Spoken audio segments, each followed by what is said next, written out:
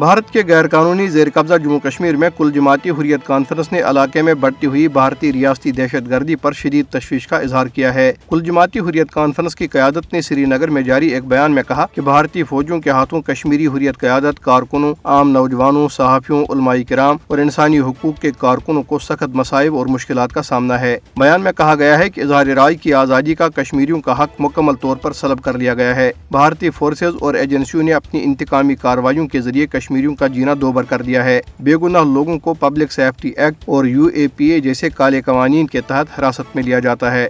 اسلام آباد راجوری حلقے میں 25 مئی کو ہونے والے بھارتی پارلیمانی انتخابات کی آڑ میں راجوری اور پونچھ اضلاع میں پابندیاں مزید سخت کر دی گئی ہیں۔ قابض بھارتی فورسز نے دونوں اضلاع میں محاصروں اور تلاشی کی کارروائیوں اور گھروں پر چھاپوں کا سلسلہ تیز کر دیا ہے۔ راجوری پونچھ اضلاع میں بھارتی پیراملٹری کی مزید 200 کمپنیاں تعینات کی جا رہی ہیں۔ فورسز نے اہم شاہراہوں پر مزید چوکیاں اور چیک پوسٹیں قائم کی ہیں۔ بھارتی فورسز اہلکار گاڑیوں، مسافروں اور راہگیروں کی بڑے پیمانے پر تلاشی لے رہے ہیں۔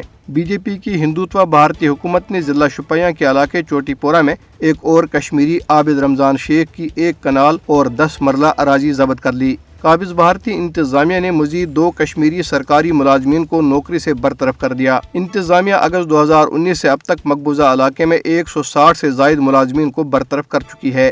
دریاسنا ممتاز کشمیری رہنما اور امریکہ میں قائم کشمیر اویئرنیس فورم کے جنرل سیکرٹری ڈاکٹر غلام نبی فائی نے اسلام آباد میں ایک تقریب سے خطاب کرتے ہوئے کہا ہے کہ عالمی برادری جموں کشمیر کو ایک متنازع خطہ مانتی ہے اور پاکستان اور بھارت کے درمیان مذاکراتی عمل کے ذریعے مسئلے کے حل کی حامی ہے۔ ڈاکٹر فائی نے کہا کہ امریکہ سمیت دیگر عالمی طاقتوں نے بھارت کی طرف سے اگست 2019 میں مقبوضہ جموں کشمیر کی خصوصی حیثیت کی منسوخی اور دیگر غیر قانونی اور یک طرفہ بھارتی اقدامات کو یکسر مسترد کر دیا ہے۔